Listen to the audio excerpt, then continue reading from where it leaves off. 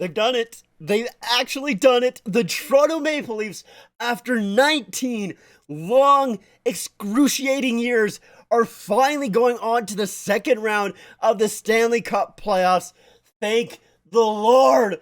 Finally, let's go! I actually can't believe it right now. Like, I'm in shock. I've never seen the Leafs in the second round before. Not like I'm too young. Like, I'm older than 19. I'm 25. But I wasn't a fan of the Maple Leafs before 2004. I think I started cheering for them in like 2005 or 2006. I can't really fully remember. But before that, I was a Flames fan like the rest of my family. And I'm the only Leaf fan in my family. So I guess I just picked a really bad time to start cheering for the Leafs. But hey, we're here and I'm so happy.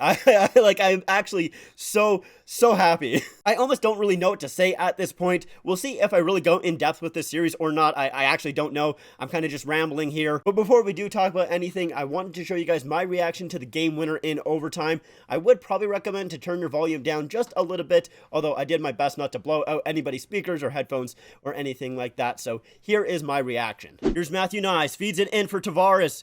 Tavares comes up front, shoots, scores! Scores! They've done it! The Leafs have done it! After 19 years, they have finally won a series! Holy smokes, let's go! They finally fucking get it!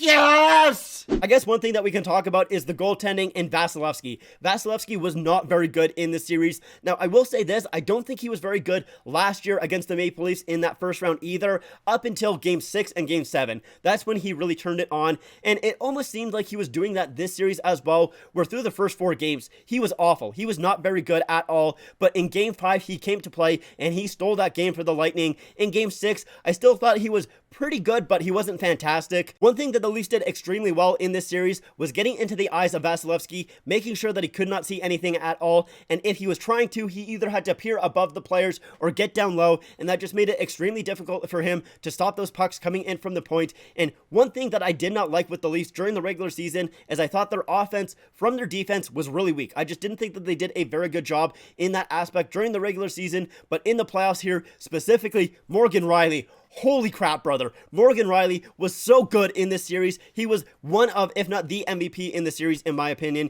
He was just absolutely dominant the entire time. And I was one of those people who kind of doubted Morgan Rielly during the regular season. I was like, if this is how he's going to play for the rest of his contract, that is not going to age very well. But he stepped up in these playoffs here, and he stepped up huge. Now, if we look at the other goaltender in Samsonov, I thought Samsonov had a fairly good series. Some games, not really too great. Specifically, Game 5, I thought he was pretty bad. That second goal was not good, and that's one of those goals that I've seen the Leafs give up in series past that just completely demoralizes them, completely cost them the series, but it didn't this time, and Samsonov had a huge bounce back game. I think he was a brick wall in Game 6 here and was a huge reason on why they won the game. And another positive thing in the series is all other stars really came to play. Let's take a look at their points. So Mitch Marner had 11 points in 6 games, Auston Matthews with 9 points, 5 of those being goals, Morgan Rielly 8, William Nylander, John Tavares, and Ryan O'Reilly was 7. They really came to play. Their top guys were there for it. They were such a huge factor in this series, and Ryan O'Reilly was just such a great deadline pickup by Kyle Dubas. Like, what a phenomenal move there. I don't even remember what they traded for him, but I don't really care. I know it was a ton of picks, and it doesn't matter at this point. It got them out of the first round, and Ryan O'Reilly was a huge reason for that. Even Noel Acciari and McCabe, like, I thought they were pretty good, but specifically O'Reilly was like just amazing in this series in my eyes. I thought he was fantastic. I know some people were talking about how Auston Matthews only showed up when the Leafs were down. I didn't really see that personally, but even so, he was the guy that really got the ball rolling in Game 4 to have the Leafs tie up that game. He's scoring 2 goals, that 4-2 goal and then the 4-3 goal. Those were massive goals. And then obviously in Game 6 here, scoring the first goal of the game. He was great in the series. And then John Tavares with the overtime winner here in Game 6. And it is a very familiar feeling, of course, because if you guys remember, when he was with the New York Islanders, they had not advanced to the second round since 1993, and that was in 2016. He was the one to get them over that hump there, to get them into the second round, scoring that double overtime game winner. And then here with the Toronto Maple Leafs, them not advancing to the second round since 2004, he once again breaks that streak with an overtime game winner. Just a huge playoff performer. But this was obviously not a perfect series by the Maple Leafs. They probably got outplayed 4 out of the 6 games. Obviously in their 2 losses, they got outplayed. And then I would say they got outplayed in Game 3 and Game 4, just having to come back late late in those games. But guess what? They won the series, so I don't really care. And it's something that Sheldon Keefe kind of talked about a little bit. I think it was either after game 3 or game 4. I can't quite remember, but he said that those were the type of games that the Leafs did not win in series past. And that's 100% true. The Leafs in years past just would not have come back from a 4-1 deficit in the third period. It just wouldn't have happened. They would have given up at that point. And I don't know if this time around it's because they just have more experience or if it's because the guys that they brought in. I really don't know, but they were able to overcome it this time. And now they can turn that 4-1 meme onto Tampa Bay. I don't really think that's going to happen. I think people will still make those 4-1 memes against the Maple Leafs, but now they can also kind of put it onto the Tampa Bay Lightning as well, which is nice. Another thing that I want to talk about is Justin Holl, who was not very good in this series, unfortunately. He got a lot of hate, which I do feel bad for because he seems like a very nice person, but in this series, he was not good. The only positive out of his game that I saw personally was he did a good job blocking the Steven Stamkos' one-timer attempts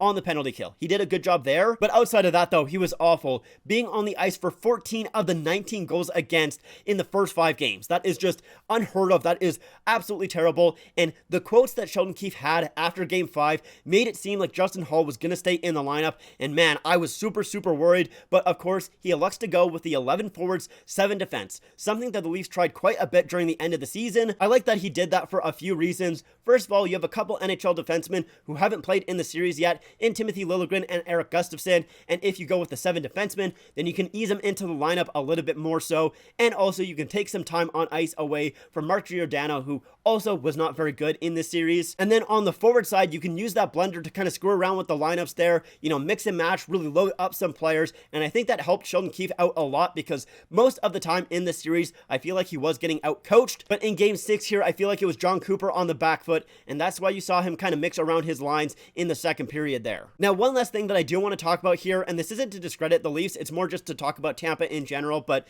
you know, this is not the same Tampa Bay Lightning team that we've seen in the past. Obviously, they have lost a lot of guys, mostly due to the salary cap, but losing Ryan McDonagh to the Nashville Predators this offseason and Andre Palat to the New Jersey Devils, those were a huge hit to their lineup, and their depth just wasn't as strong as in series past. I mean, if you take a look at their fourth line there, it really gave the Leafs fits in games 1 and 2, but outside of those 2 games, I feel like it really wasn't a factor, to be completely honest. The injury to Erik Cernak was a huge blow to that Tampa Bay Lightning defense there. I feel like Victor Hedman was also pretty injured throughout this series. I mean, he didn't play for 1 game, and you even saw it in game 5 there, like, he took a hit and he didn't look very comfortable afterwards. And with the core players on this Lightning team, they've been to 3 Stanley Cup finals in a row. That is a ton of hockey to play over the past few seasons, and like I said, this isn't to discredit the Leafs, more just to give props to the Tampa Bay Lightning players, and maybe give a little bit of hope to their fans as well. I saw quite a few fans come into my chat while I was live streaming these games, which I do so, by the way, and I'll be continuing to live stream these games for the second round of the playoffs, so if you're interested in my reaction at all,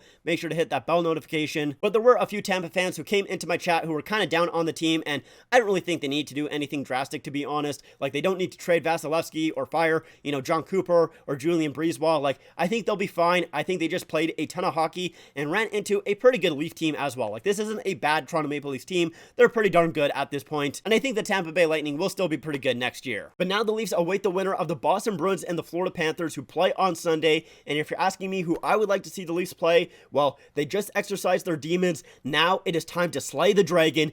Give me the Boston Bruins. I believe the Leafs will win. I know the Leafs can win. I want the Boston Bruins in round 2. But anyways, those are my thoughts on the Leafs finally getting out of the first round of the playoffs. I probably have a ton more to say, but I want to try and make this a relatively quick video, so that's where I'm going to cut it off for now. Let me know what you guys think about it in the comments down below. And if you guys like this video, make sure to leave a like, make sure to subscribe to the channel. And like I mentioned, if you guys are interested in my live reaction in the second round of the playoffs, hit that bell notification as well so you're notified when I go live. Also, make sure to follow me on my Instagram, my Twitter, and my TikTok. Links are all in the description down below. But like I said, that's it for me. Thank you so much for watching.